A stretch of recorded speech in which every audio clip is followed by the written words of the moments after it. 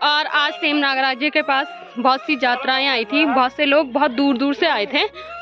और देखिए जी, ये है सेम नागराजा का ढोल।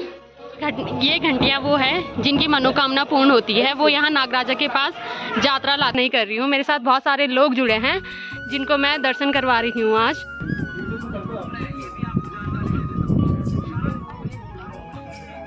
देखिए जी, सफ़र में आगे चलते चलते मैं और जियाजी छूट गए हैं पीछे, भैया और दीदी चली गई है आगे, तो हम जा रहे हैं आराम आराम से। जैसे ही हम पहुंचेंगे आप लोगों को भी दर्शन कराएंगे। तब तक सब बोलो सेम नागराजा की जय। और देखिए जी, यहाँ से शुरू हो गया है सेम नागराजा मंदिर की घंटियाँ, और ऊपर पे है मंदिर।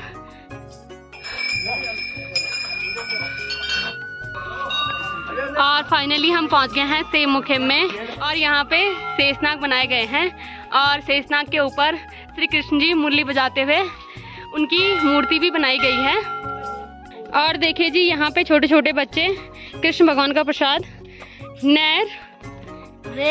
नैर और थुनेर बेचते हैं। ये है नैर और ये है थुनेर, और आप जब भी आएँ तो इन बच्चों से खरीद सकते हो।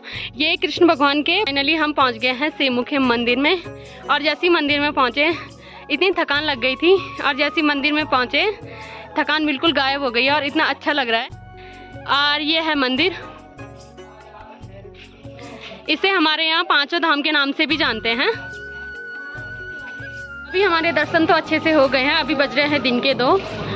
अंदर का दृश्य मैं इसलिए नहीं दिखा पाई क्योंकि अंदर फ़ोन ले जाना मना है, पंडित जी ने मना करा था कि नहीं दिखा सकते हैं, इसलिए मैंने अंदर का दृश्य आप लोगों को नहीं दिखाया है। पर मैं मंदिर और मंदिर के आसपास का सारा दृश्य आप लोगों को ज़रूर दिखाऊंगी। ये है नागराजा का जल, जिसे दूर दूर से लोग आते हैं और अपने साथ घर लेके जाते हैं। और यहाँ से निकल रहा है पानी, और ऊपर बनाए गए हैं नागराजा, और यहाँ पे बनाई गई है गंगू रमोला जी की मूर्ति।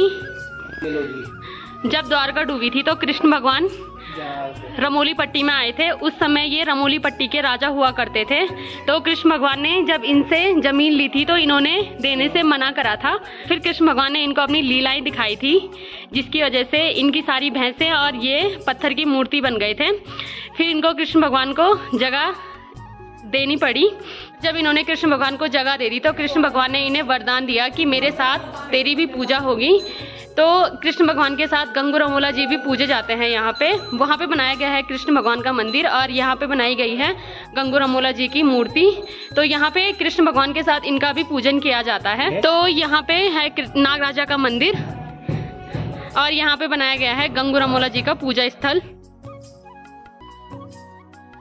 और ये घंटियां वो है जिनकी मनोकामना पूर्ण होती है, वो यहाँ नागराजा के पास यात्रा लाते हैं, और उन्हें भेंट के रूप में नाग नागिन और घंटियां दी जाती है। तो सारी घंटियां यहाँ पे चढ़ाई जाती है। और देखिए जी, ये है सेम नागराजा का ढोल। और देखिए जी, अभी हमारे दर्शन वगैरह हो गए हैं, अब हम जा रहे हैं घर की ओर।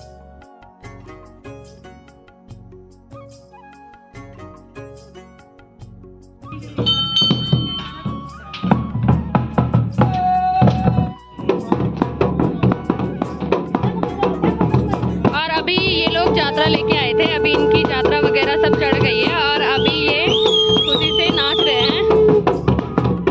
और रास्ते की हालत बारिश की वजह से बिल्कुल खराब हो चुकी है। वैसे तो रास्ता ठीक ही है, पर बारिश की वजह से फिसलन का डर बना हुआ है। आज सेम नागराज के पास बहुत सी यात्राएं आई थी, बहुत से लोग बहुत दूर दूर से आए थे दर्शन करने के लिए।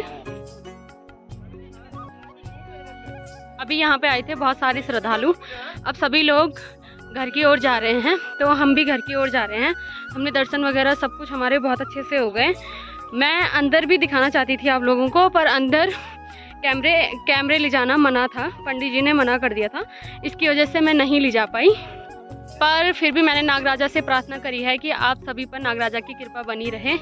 और यहाँ पे मेरी बहन निकाल रही है लेंगड़ा। यहाँ पे मेरी बहन को मिल गई है सब्जी। तो मेरी बहन इतनी भयंकर है कि जहाँ भी जाती है वहाँ उसे कोई चीज़ मिले वो बिल्कुल नहीं छोड़ती है। और यहाँ पे मेरी बहन ने इतने लेंगड़े तोड़ दिए हैं।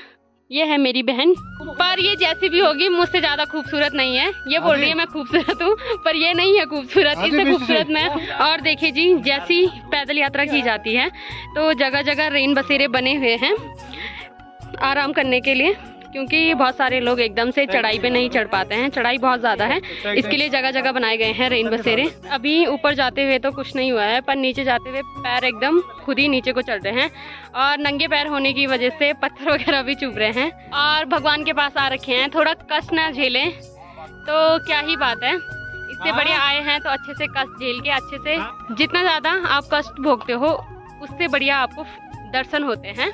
तो हमें भी दर्शन बहुत अच्छे तरीके से हुए और अभी फाइनली पहुंच गए हैं हम फील्ड पे जहां से हमने यात्रा शुरू करी थी। और ये है यहाँ पे मरभागी सौड़ और यहाँ पे लॉज वगैरह भी बनाए गए हैं। यहाँ पे रात्रि विश्राम के लिए सुविधाएं उपलब्ध हैं, तो अगर कोई भी आए तो यहाँ रुक सकता है। यहाँ खाना पीना लगभग सब कुछ मिल जाता है और यहाँ तक गाड़ी आती है।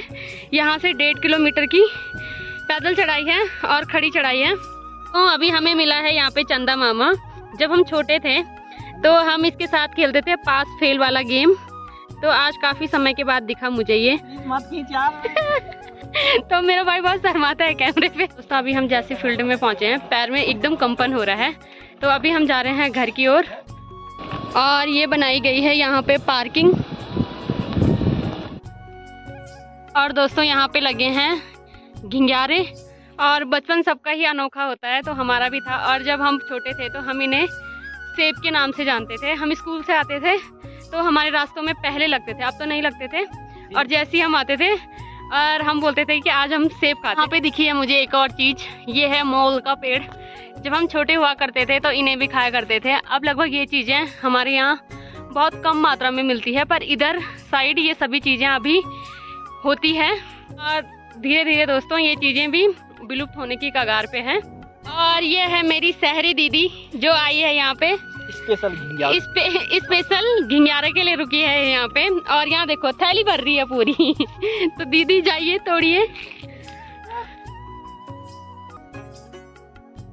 और दोस्तों अभी फाइनली पहुँच गए हम अपने गाँव में। और दोस्तों अभी बज रहे हैं शाम के 6। मैं आई और सो गई थी, मुझे इतना भयंकर सर दर्द हो रहा था, अभी उठी हूँ मैं। तो आज के ब्लॉग को रखते हैं इतना ही। अगर आपको वीडियो पसंद आई है तो वीडियो को लाइक करें, कमेंट करें और चैनल को सब्सक्राइब करें। मैं लेता भागना मिलती हूँ आपको अपने किसी नेक्स्ट ब्लॉग में। तब तक के लिए जय माता दी।